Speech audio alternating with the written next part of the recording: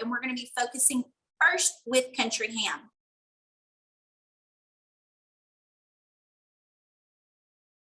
So these are the supplies and materials that you're going to need. Make sure to go ahead and grab out a large skillet. You don't necessarily have to have a lid with it, but a lid is handy for helping to trap in that heat and also prevent a lot of splashing. Next, you're going to want kitchen shears. So you received kitchen shears from us as well. That was provided. You're going to want a liquid measuring cup, and it may not hurt to go ahead and fill that with water. We'll be using 2/4 cups of water, and you also receive tongs in your kit.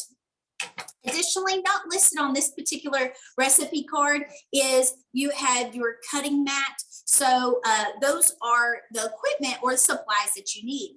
Next, we're going to talk about the ingredients you're going to pull out. Once we pull those ingredients out, then we're going to prepare and we're going to go wash our hands. Ingredients for cooking country ham is super, super simple. Today you received your country ham when you picked up your kit. So go ahead and be grabbing that out of the fridge. It's best at room temperature, not frozen. Takes a little bit longer.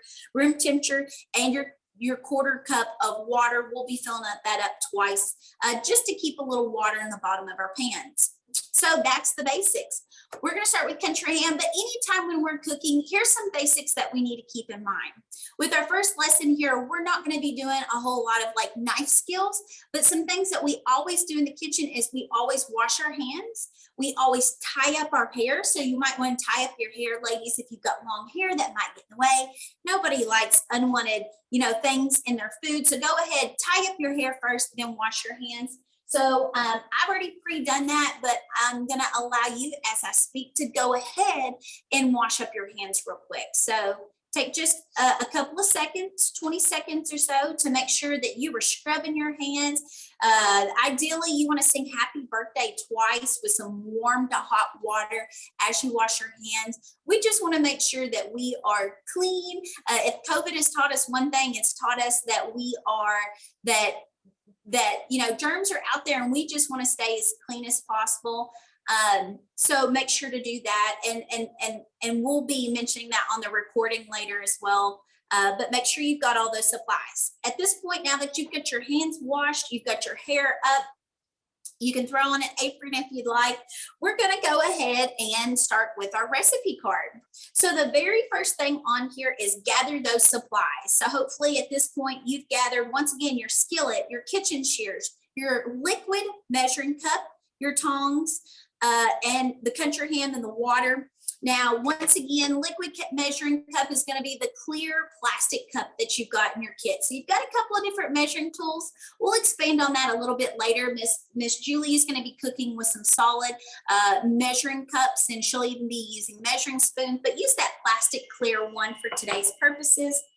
Next is you're going to be starting to heat your stovetop. So here you can see I've got my skillet. I chose a large one. Work with whatever size that you have. Larger the better, because you may be cooking several slices at a time, and then a lid is handy but not completely necessary. I'm going to go ahead and set my lid off for the time being. Then I'm going to be heating my stovetop.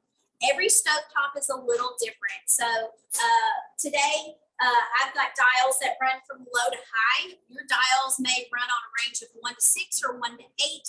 So you're going to go a little over halfway. So you're going to go at about 2/4 of your stovetop is what you're looking for. So whatever, a little over halfway, we're cooking at a medium to high heat. So that might look like, if you've got dials 1 through 6, that might look like a 4.5.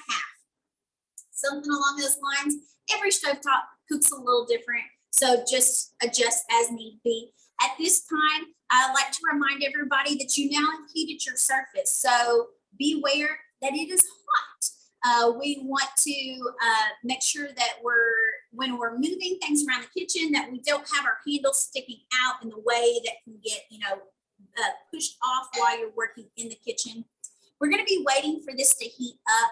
It's really important that you heat, even when you're using stovetop and you're cooking in the oven. We preheat. We'll be doing that a little bit later with Miss Julie's recipe, but heating that before putting fresh meat products on the skillet makes a big difference, and how fast you get to that temperature and when that meat is placed on there. So we'll be doing that shortly. In the meantime, now that you've got your skillet hopefully turned on, is we're going to get our country ham out. So you all received that in a plastic bag with tin foil. What we're going to be doing next while we're waiting on that to heat up is you're going to grab your kitchen shears. Yours look a little bit different than mine, but go ahead and grab those out. We're going to be doing what we call trimming meat, trimming country ham. Now, country ham naturally is a pork product, so that comes from pigs. It's a little bit more on the fatty side, so some folks like to cook with fat on. If that's what you would prefer to do and you just want to plop your country ham straight in your skillet, once it gets warm enough, you can do that. But I like to trim mine down a little bit of excess fat.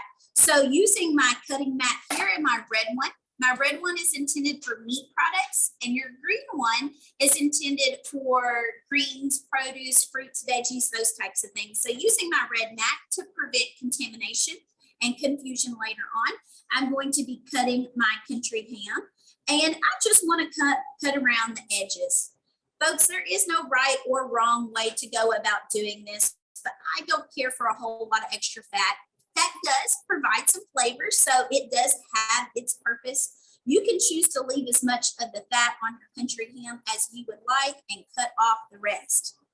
Now, each of our slices are going to look a lot different. Like mine here has a bit of the H bone. So that is a particular bone that is found in ham that runs through it. So if you're like, oh, I have bone, some of your pieces will, some of them won't. You can either pop those out from the very beginning, which just means you can kind of just push that out with some pressure, or you can leave it in. I personally like to leave mine in just because I find that the ham doesn't shrink as much when the H bone is in. It typically is really tender by the time you've cooked it. It pops out typically pretty easily with a little bit of pressure or with your kitchen shears, but either way. Also, if you're working with a smaller skillet tonight, you may find that you need to trim your pieces down some. So I've got a little bit of a larger skillet, but for today's purposes, to make cooking just a little bit faster, I'm going to go ahead and trim my pieces. These don't have to be perfect rectangles, and I'm going to go ahead and trim around it for today's purposes. But these don't have to be perfect triangular pieces or anything in between. Right now, I've cut around the H bone, so I have two odd-shaped pieces. But I've got a larger piece here. I can cook this whole, or if I know they're gonna go on country ham biscuits, I might choose to cut it down some more. So we'll cook some smaller pieces, and we'll also cook some larger pieces today. So once again, you're going to, as I'm preparing right now, I encourage you to follow along with me. So simply just be trimming down the fat that's located around your country ham. So you should have your kitchen shears out, you should have your country ham out, and possibly a cutting mat of which you are cutting off your fat right now. There's no reason, parents, we do want the child to do the bulk of the activity. Be there to aid them. You know, we're doing a lot of country ham right now, so it's okay, parents, if you want to help in helping to cut some of, do some of the preparation as well. But remember, this is 4-H food and fun, so we want to focus on the kids preparing their food. So we're going to continue to cut up. You may find that you're only cooking for 2 or 3 people tonight, or maybe you've got a larger family. If you are not cooking for a large amount of you all, then don't feel like you have to actually cut up all the country ham.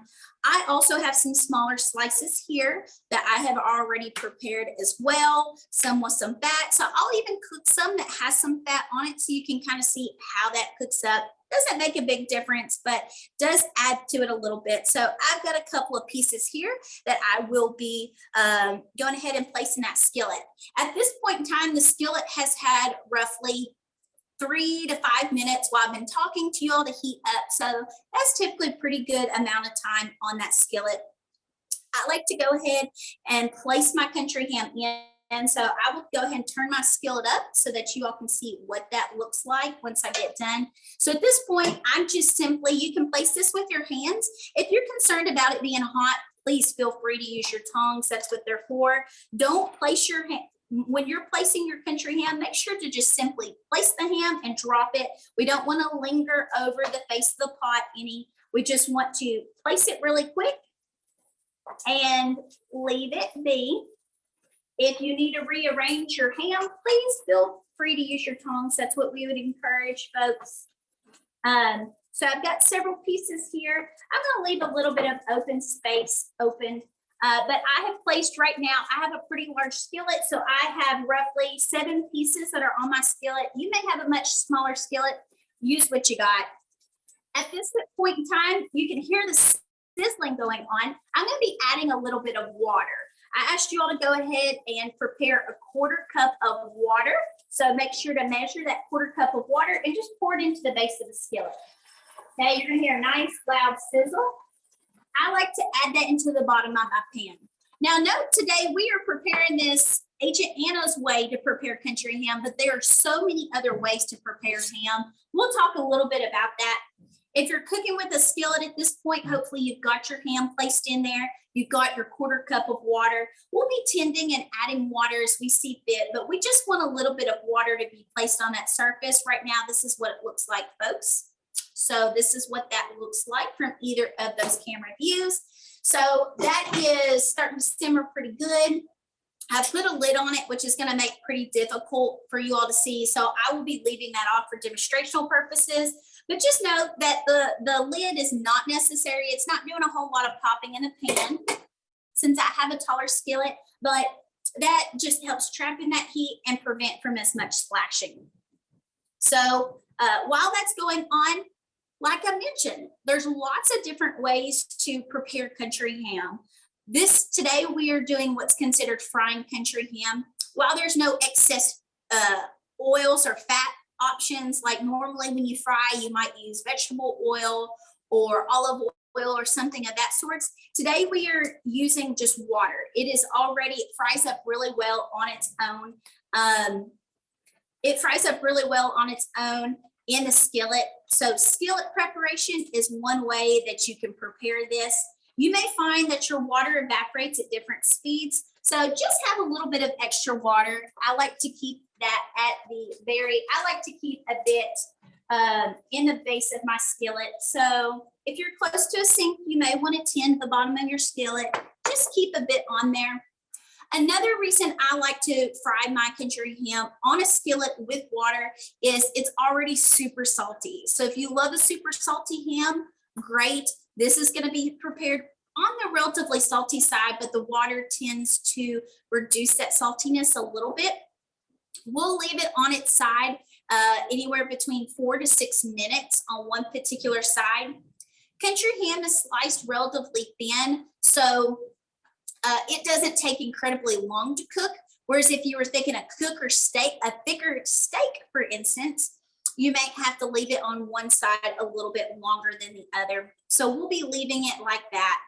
Some other ways that you might have prepared country ham in the past is maybe you've used the oven. A lot of folks like to oven bake their country ham. Some folks will just do it in a bed of water like this. Typically, if it's just water-based, then it is a lot more salty in taste. Some folks have got a little bit creative as we do this with our Kentucky 4-H project, and we'll talk a little bit more about that shortly. We've heard about all tons of recipes about ways that people traditionally here in Kentucky in this southern region like to prepare their country ham. One of Catherine's favorite ways to prepare her country ham is to place the country ham in a baking pan and actually put a Coca-Cola product at the very bottom of that. Other folks like to really sweat their ham and go through like a 12-hour process for preparing their ham. So here shortly after we turn ours, we'd encourage you once you're just tending to your country ham and you maybe are like, well, what am I doing now? We'll flip it here in a second. When you've got some spare time, I would encourage you all to put in the chat, what are some ways that you like to prepare your country ham? So at this point in time, it has spent about 4 minutes on one side. I'm going to use my tongs that were provided to me to flip over these country ham pieces. So I am using my tongs. Remember to hold your handle of your skillet and flip those over flip those country ham pieces over. You're not going to see a lot of browning on the outside of country ham. It does not brown like you might see like a steak brown when it's being fried. It just turns a little bit of a darker pink color for the most part. Doesn't have a lot of scalding on it. So at this point in time, we've turned it over. Remember that you may want to watch that country ham for a second. Add some more water if you need to. So I've got my sink back here. I'm going to add another 1/4 cup of water into the base of my pan because the water is pretty much gone. So I just like to keep the base of the pan covered in some water. If you didn't have water, it typically, I don't particularly care for the way it cooks. It cooks down too fast, especially if you're at a higher heat. I also think that the water acts as a conductor for the heat and helps to give a more thorough cooking. I've got a little bit of a fun fact I wanted to share with you all while we're waiting on the ham to be prepared. So I'd like for you all to tell us where your country ham slices came from. Does anybody have an idea where? Here in the South Central Kentucky region, we have a producer that actually is a major manufacturer of hams in the United States, and they're located in Allen County. Anybody have a guess? One person has guessed a pig. A pig. All right, so you're a little closer. You are, yes, you are right. I was actually talking about a company. So you have the first step of the process right. That pig is correct. But who is a local company that actually is known for selling their country hams? At one point, this particular company was the 3rd largest country ham producer in the United States, located in Allen County, Scottsville. Now, after being bought out by the Burgers Company, they are now owned by the #1 producer in the United States. Any guesses yet?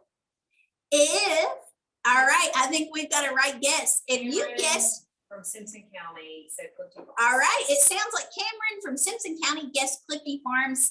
If that's what you were thinking, you are 100% right. Clifty Farms is right.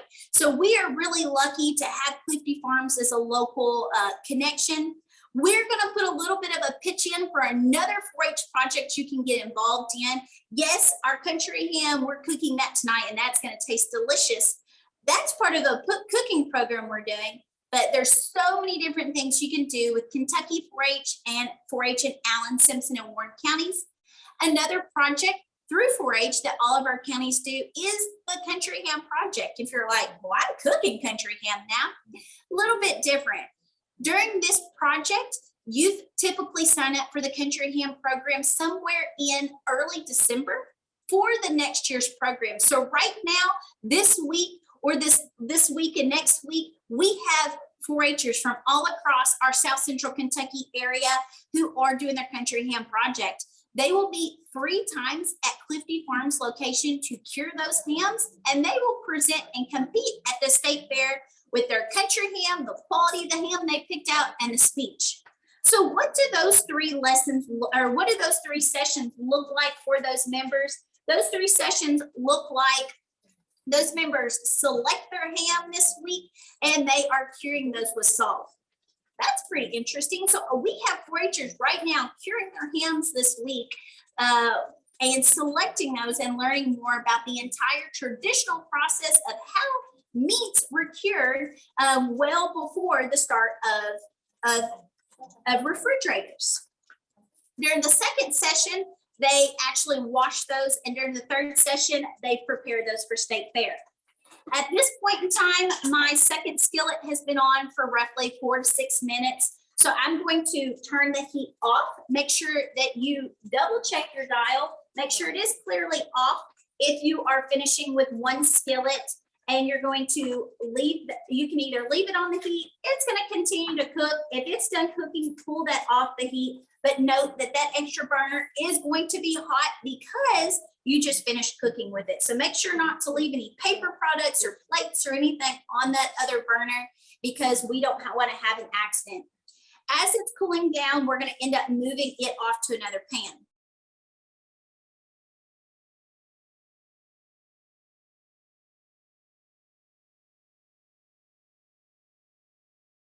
So what you're gonna start with, it says a sifter. If you don't have a sifter, like I don't have at home, I don't even have here at the office, you can get a strainer. The only reason why it's sifting is just to take out some of the clumps, those types of things, out of your flour is what it's for. So if you don't have one, don't worry about it, but I'm just gonna kind of show you what you're going to need to do. So I'm just gonna scoop me some flour in here, and when we get ready, I'll talk to you all the difference between measuring cups, measuring spoons, how to properly measure. But first, we're gonna start with sifting some of our flour. So you're just gonna dump some in.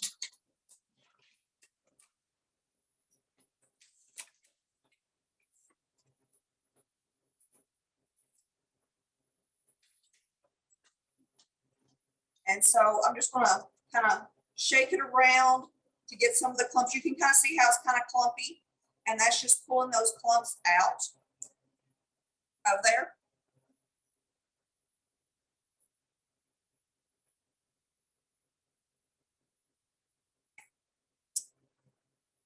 So now that I've sifted my flour, it's kind of made it, let's see if I need to turn this one. So now that I've sifted my flour, it's kind of took all the little clumps and things like that out. So with your measuring cups, I'll let mine down in here. To properly measure, especially since we have sifted, I just realized I need a spoon. So find you a tablespoon somewhere. So with a spoon, obviously I'm in my office kitchen, can't find a normal spoon. So with a spoon, you will lightly dump this into your 1 cup measuring cup. And you're also going to need a table knife or something that has a flat surface in that. And you're going to want to use the flat edge. And you're going to take it and you may need to scrape it a little bit to you because you want to make sure that you have a full cup. And so you'll just, where it's a level, and then dump this into a different bowl. And you're going to do this one more time because you need 2 cups of all-purpose flour. So if for some reason you didn't have all-purpose flour at home, but you have self-rising flour, that would be okay in this recipe. We're just going to eliminate, or you're just going to eliminate the salt and the baking powder. So same thing again, you're going to use a flat surface of your knife. You're going to level it out. And you're going to pour that into your bowl. Okay, so with this flour, just set it up to the side because we're going to flour our surface here in a little bit so that we can roll out our biscuits. So that's what you do with your measuring cups and your measuring spoons. You will always need a flat knife. I always use butter knives in my household to do those types of things. Also, a lot of times with my kids at home, and your mom may either do like a paper plate or maybe she has just a paper towel or something she puts on the surface just to help contain the extra flour or the baking soda, the baking powder. So make sure you're getting baking powder is what you're going to need next. And you're going to need a tablespoon. So in your kit that we give you all, you're going to find tablespoons, teaspoons, half a tablespoon, half a teaspoon. So with tablespoon is going to be the biggest one. And you're going to look on it and it's going to say like TBSP is a tablespoon, or capital T. If you look in the recipe, if it's a capital T, that is always tablespoon. One of the things I love about baking powder, most of the time it's going to be in a round container. So you can just scoop in there with your tablespoon. And the same thing we talked about just a second ago. So that's why I have the plate here. I'm just going to measure over the top of it and we're going to scrape it off, make sure it's all nice and flat. And you're just going to dump that into your flour. Now we're going to go on to salt. And most people, including the measuring spoons that we give you all, you're not going to find a 3/4 of a teaspoon. I do have a really nice set at home that has a 3/4 in there, but most of the time you're not going to find those. So you just use a little math. So that'll be a half a teaspoon and a 1/4 of a teaspoon makes 3/4 of a teaspoon. And so teaspoon is TSP if you've never seen those before. So with the salts, this is not an easy thing to level out. Is you just pour that in to your, and same thing, use your knife again, level it out, And then you'll dump that in, and now we'll use my fourth and do the same thing.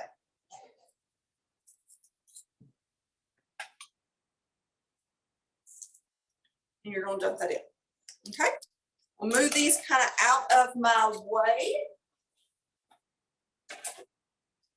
And now you're just gonna kind of stir these together. And you just want to mix your baking powder and your salt in here with your flour. Now, it calls for cold 3/4 cup of butter. And so mine still are chilled. So mine's still here in the refrigerator. So let me get it out. And if you look at your stick of butter, can they see where I'm sitting at or any little closer? No, it's. Is it perfect right there? Yeah, it's Okay. getting you. So when you look at your sticks of butter, it's automatically already broken down into tablespoons for you. So there's 8 tablespoons in a stick of butter. But you're needing 1/3 of a cup. So if you will look at it, and I'm having to turn around so I can look at it, there's going to be a spot that's going to show you 1/3 of a cup. So in my family, I always have them just get your butter knife or something. And while it's still in the package, I just use a knife and kind of cut down through that package so you know where your 1/3 of a cup is. Also, while you're doing this, I forgot to tell you all, we need to preheat the oven. I'd already done that before when we got started, but go ahead and preheat your oven to 450, okay?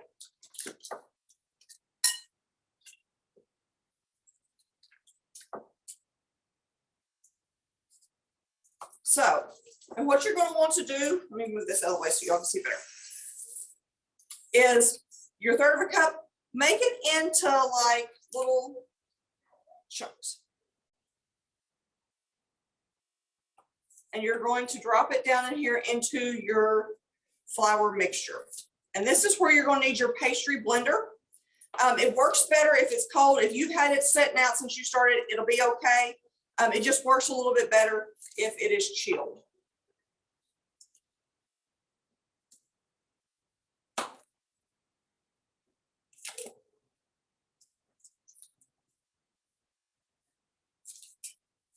Okay. So now if you'll get your pastry blender and you're going to blend this, and if for some reason you can't find your pastry blender, you could use 2 knives, you could use 2 forks, and you're just going to kind of work it in there. And you'll need your knife to kind of, sometimes it's going to get clumped up in there just to knock them out. But this is just working the fat or the butter into your flour to make your biscuits.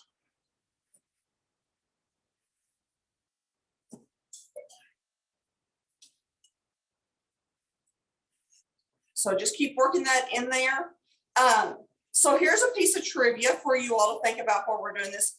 Does anyone know, we've all heard of Duncan Hines, we've all made Duncan Hines cake mixes or brownies. Does anybody know where Duncan Hines is from? And as you can tell, you're just working it in there. And if it gets a clump, just get your butter knife and just work it out. Melinda says Bowling Green. Melinda is correct. I don't know where Melinda is from, but you are correct, Melinda. Duncan Hines, I think they used to have a Duncan Hines festival, and COVID's kind of hit, and is normally in the month of June or July, because they always had the rubber duckies. So if you've got that kind of clumped in there, breaking up your butter, this is kind of what your mixture is going to look like. Once you've got that kind of done, we are ready to add our milk. I promise it, I know it's a lot easier at home and just to get the canned biscuits, pop them open or get them out of the freezer.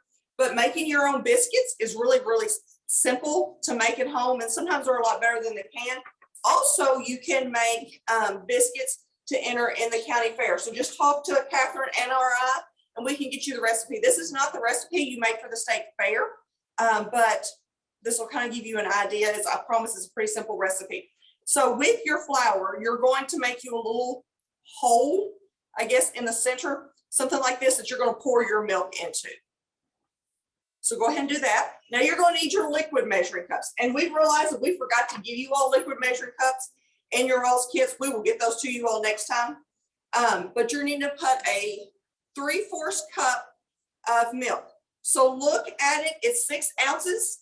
is what 3/4 of it is. You're gonna always set your liquid measuring cup on a countertop because you're gonna want to measure eye level. You don't want to look above it.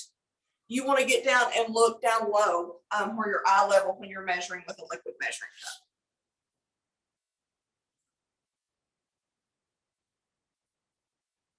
All right, so once you have that poured in there, then you're gonna pour the milk into the little hole or crevice you've made in your flour.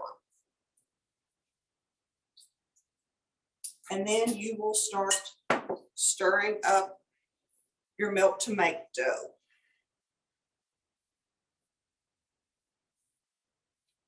And it will get kind of sticky because you will work this with your hands here in just a couple of minutes. So just mix all of that milk in there.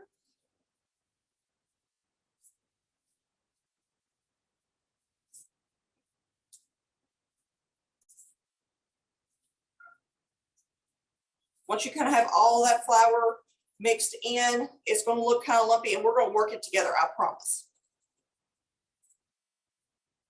So that's kind of what it's going to look like. It will be a little bit sticky, but I promise we will work this out. Been asked to slow down. Oh, sorry guys. Okay. So I will stop right here and I'll let you all catch up a little bit. So you will be rolling this out. You can put it on your green mats. If you have cleaned, I sanitize this before I get everything out. I always just use my countertops because I always clean my countertops. But use what your parents do the best. If they use a cutting board, roll it out on the cutting board. If your parents, you know, clean the countertops and roll out your biscuits or pie crust or whatever else you may make at home, do that as well. So what you're going to need is you're going to need a clean surface. And I'm just going to use this flour that I had where I sifted out, and you're just going to make you a little pile in the center of your working area because you're going to want this not to stick. I probably put a little too much on there, but that's okay. I'd rather have a little too much than not enough because you don't want to stick to your countertops. And also, if you want to go ahead, I always get it on my hands just so it doesn't stick to my hands. And then also use your rolling pin. If you don't have a rolling pin at home, this dough doesn't make a whole lot, so you could probably pat it out, work it out with just your hands, and I'll kind of show you how to do that as well. But you also going to want to cover your hands and your rolling pin with flour. So once you've got your flour on your cutting board, your surface, whatever, then just roll your dough or place your dough out here in your flour. And now you'll put it kind of on a ball, squish it together, make it a nice little ball, and we're going to knead. I promise it's really easy to knead. You can either keep squishing it together. I will kind of fold it towards me and push down with my heels and kind of rotate it, fold it towards me. And you're going to do this several times until it kind of becomes a nice solid ball together.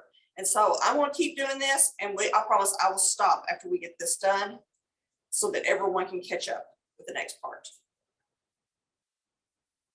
Okay. So just keep rolling it, kneading it until it forms a nice little ball, and it shouldn't be sticking to your hands. You can see where the flour's been on mine, but for the most part, it is sticking. It is not sticking to my hands. It's not sticking to my countertop. So that's what you want it to look like.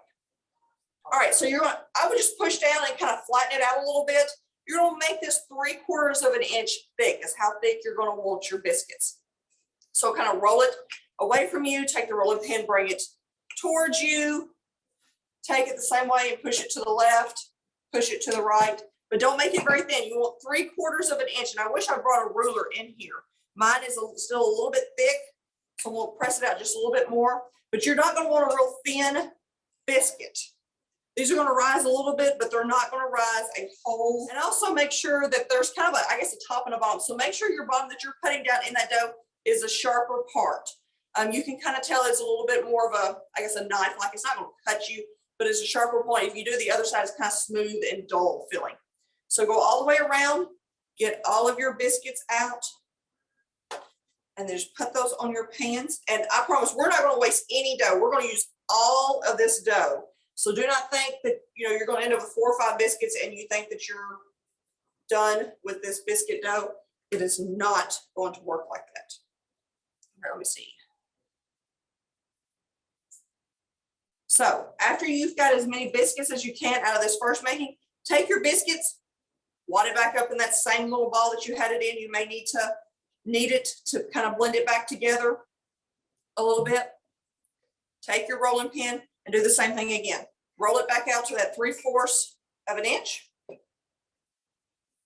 You can just push it out with your hands as well if you don't want to use the rolling pin again. Depends on what you're most comfortable with, like using that kind of thing. And do the biscuits all over again. Because you're going to use up all of your dough to get your biscuits.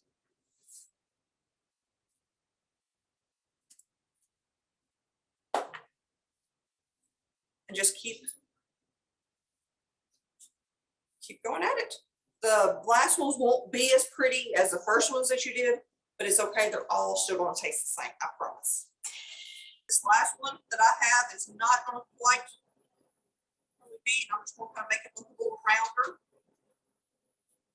See, it may not be the prettiest, but it's still a biscuit, and you'll be able to use it. And you use all of your dough. So you're going to pop this in your oven at 450 degrees. If your oven's not completely set at 450, wait to make sure your oven is nice and hot. You're going to put them in there, set your timer for 10 to 12 minutes. I always say set it for the 10-minute mark. See if they're not golden brown on top, then add 2 more minutes to it. Everyone's oven cooks a little bit differently. So just watch your oven, your mom, dad, grandma, whoever might be able to help you out a little bit better going, my oven cooks a little fast, cooks a little slow, those kind of things. So I know at my grandmother's house, 8 minutes is how long it would take for these biscuits to cook in her oven, just because her oven cooks quicker. All right, so I know it's not the most fun part of cooking, but part of cooking in my house is that you have to clean. So once you put your biscuits in the oven, now is a great time to clean up your mess while your biscuits are baking. We mentioned earlier, you need to sanitize, clean the surface where you've had any kind of raw meat, and then hopefully you move to a different surface. You had it really clean before you made your biscuits.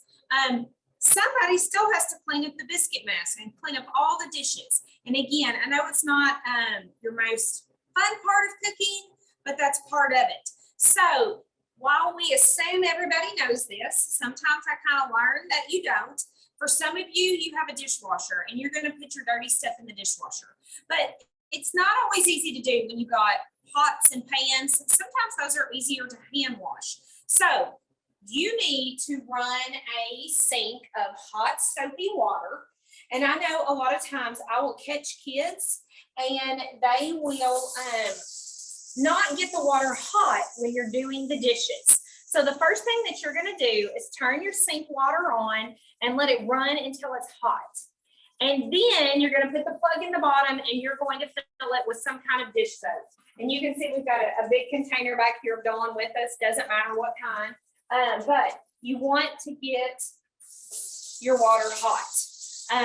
Once your water is hot, and it may even be a little bit hotter than you want to touch, you're going to plug the sink, put some dish soap in, and you're going to get a sink full of hot soapy water, and you're going to get a clean dishcloth or rag, and you can use that to wipe down your surfaces, and you can use that to clean your dishes. But I just wanted to take a minute for everybody to understand. If you cook, you clean, and that is part of it. April 14th will be our second 4-H Food and Fun, and you will actually be cooking with me that night, and we will be making egg roll in a bowl, and we will be making lemonade shake-ups. All right, folks, hopefully you should be getting close. If not quite, you've got maybe just a few more minutes on those biscuits. So we're going to be wrapping things up for our March 4-H Food and Fun project.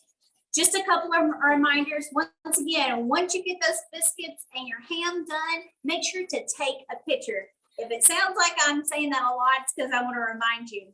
For that April, before our next meeting at the April 14th at 5:30, you're going to be asked to submit your assignment. So what that's going to look like is you're going to get an email from your 4-H agent, Catherine, Julie, or I, in the next 24 hours roughly. In that email, you're going to just have some follow-up things. We will be submitting a recording. We understand from time to time, the schedule might be a little tough to make every single one of these meetings or commit 6 months out. We understand that. We will be sharing the recording. Also in that email, you're going to get your assignment link, if you will. We'll provide that as a QR code, like the bubbly dot image that you can access by phone or just by simple link. During that, you're gonna be asked to submit a few questions. Pretty simple. We're gonna ask your name, those type of things. We're gonna ask you, what is something you learned from today's project? What's a new skill that you learned? And some other questions of that shape or form. Then you're gonna be asked to submit a picture. So that's gonna be pretty simple. It's easiest to complete that survey from a phone where you've probably taken the picture with your phone, because that way you can easily upload that picture for your assignment. Just some things to keep in mind, but taking that picture is simple. We just want you to make sure that 3 things are in there. The 4-H'er that prepared it and signed up for 4-H Food and Fun, your country ham, and your biscuits. And if you want to be eating it and showing us that you were enjoying your country ham, that is great. We just want to see that you completed that project. So we are so thrilled that you joined us for today's March 4-H Food and Fun project. We will meet again on April 14th at 5:30 via Zoom. During that time frame or leading up to that, you will be getting your next kit. So what you can expect from your agents is roughly the Monday, the week of that March 14th date. That Monday, your kit will be available for you. It's going to have new recipe cards for you in there, and they have some more cooking tools for that egg roll in a bowl and the lemonade recipe that you're going to be making. We've had a great time with you all. Both Julie, Catherine, and I are so glad that you have joined the 4-H Food and Fun program. We look forward to seeing you again on April 14th. Be keeping an eye out for more emails from us with the link in the next 24 hours, as well as more emails as we communicate when that next kit is going to be available. Thank you for joining us tonight, and you all have a great night. Enjoy those country ham and biscuits. We sure will.